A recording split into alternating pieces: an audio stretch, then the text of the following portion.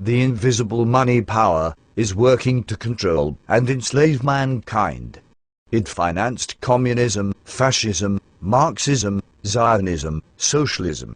All of these are directed to making the United States a member of a world government. Billy Graham. You are a den of vipers. I intend to rout you out, and by the eternal God, I will rout you out.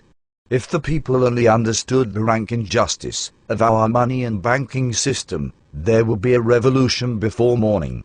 President Andrew Jackson, 1829 to 1837. I am concerned for the security of our great nation, not so much because of any threat from without, but because of the insidious forces working from within. General Douglas MacArthur. The orders, working and involvement in America is immense. The real rulers in Washington are invisible and exercise power from behind the scenes. Felix Frankfurter, 1882 to 1965, a U.S. Supreme Court Justice. I believe that if the people of this nation fully understood what Congress has done to them over the last 49 years, they would move on Washington. They would not wait for an election. It adds up to a preconceived plan to destroy the economic and social independence of the United States. George W. Malone, U.S. Senator, Nevada, speaking before Congress in 1957. The real menace of our republic is the invisible government, which like a giant octopus sprawls its slimy legs over our cities, states and nation. Mayor John F. Hylan of New York. In politics, nothing happens by accident. If it happens, you can be sure we planned it that way. President Franklin Roosevelt.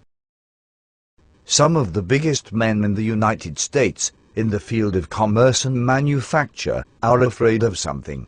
They know that there is a power somewhere, so organized, so subtle, so watchful, so interlocked, so complete, so pervasive, that they had better not speak above their breath when they speak in condemnation of it.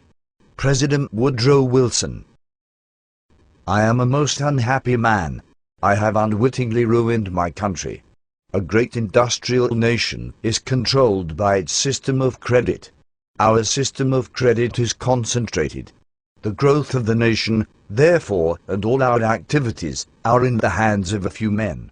We have come to be one of the worst ruled, one of the most completely controlled and dominated governments in the civilized world. No longer a government by free opinion, no longer a government by conviction and the vote of the majority, but a government by the opinion and duress of a small group of dominant men. President Woodrow Wilson. Single acts of tyranny may be ascribed to accidental opinion of the day, but a series of oppressions, begun at a distinguished period, and pursued unalterably through every change of administrations, plainly proves a deliberate systematic plan of reducing us to slavery.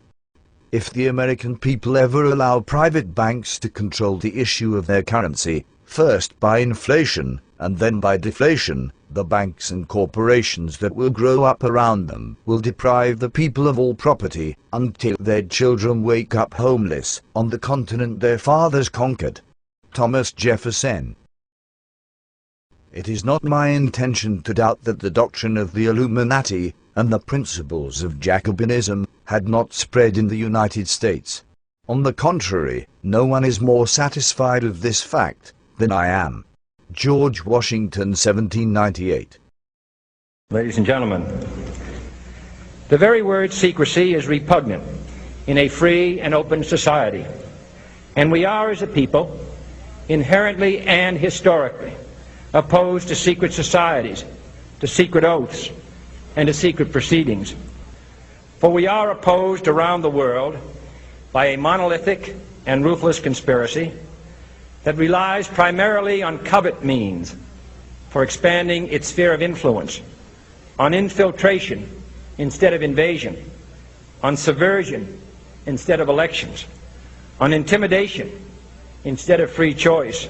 It is a system which has conscripted vast human and material resources into the building of a tightly knit, highly efficient machine that combines military, diplomatic, intelligence, economic, scientific, and political operations.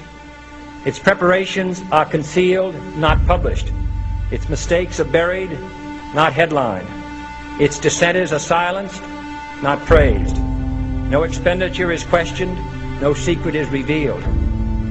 That is why the Athenian lawmaker Solon decreed it a crime for any citizen to shrink from controversy.